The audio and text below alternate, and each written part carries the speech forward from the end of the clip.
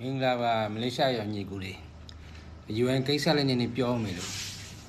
ကျွန်တော်တို့ဒီ UN ရုံးဖြစ်ဖို့အတွက်1995ခုတည်းကကျွန်တော်တို့တော်တော်လေးကိုစူးစမ်းပြီးတော့ဒီ UN ရုံးကဖြစ်လာတာ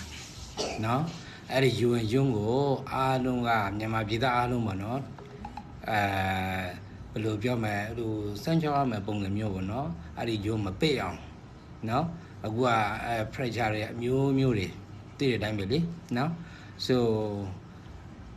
နေ့လည်းမနေဘူးเนาะကျွန်တော်1995ခုတည်းကစူးစမ်းတာဒီကောင်1996မှာဖွင့်လို့ရတယ်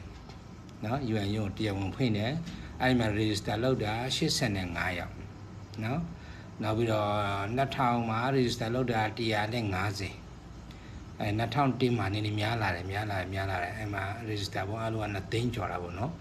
ဆိုနိုင်ငံခြားရောက်သွားတာ4000ကျော်တယ်ဟိုတတိယနိုင်ငံရောက်သွားတာပေါ့ဆိုပထမအစတော့အဓိက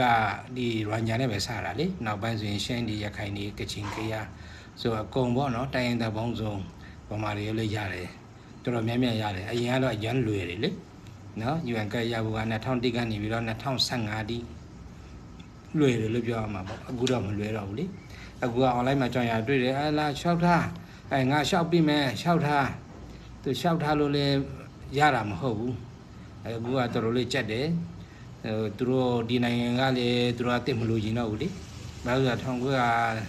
1951မှာသူတို့လက်မထိုးထားတာမရှိဘူးလို့ပြောတယ်အမြဲတမ်းအဲ့ဒီစကားပဲပြောတယ်ငါတို့နိုင်ငံမှာဒုက္ခတွေလက်မခံတော့ဘူးလို့ပြောတယ်အခုရှိတဲ့လူတော်မှသူတတိယနိုင်ငံပုတ်ခိုင်းတာသူအဲ့ဒါပြောတာပေါ့နော်သူUN ရမယ်ကြိုက်ရမယ်ဟိုရမယ်ဒီရမယ်ဆိုပြီးတော့တချို့က online မှာပြောနေတာတွေတွေ့တယ်တလွဲစီဖြစ်တယ်နော်အဲ့လိုမျိုးတွေကဟို UN ကဘယ်သူမှဆိုထုတ်ပြီးလို့မရဘူးเนาะ UN ရုံးကပဲထုတ်ပြီးလို့ရတာเนาะအခုကတေချာစစ်ဆေးပြီးတော့မှမလွယ်ဘူးအခုမလွယ်ဘူးလို့ပြောရမှာเนาะအရန်ကျက်သွားပြီအရင်နဲ့မတူဘူးเนาะဆို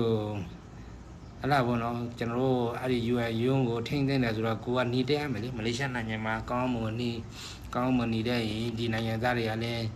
AC ဖြစ်ဖို့လူတွေလေเนาะအခုသိတယ်မလားဆိုအများကြီးပဲလေဖြစ်နေတဲ့ကိစ္စတွေဒီဒုက္ခတွေကိစ္စတွေအများကြီးပဲလေ online မှာသတင်းတွေအများကြီးထွက်လာတယ်ဆိုတော့အခုစေကန်တစ်ခု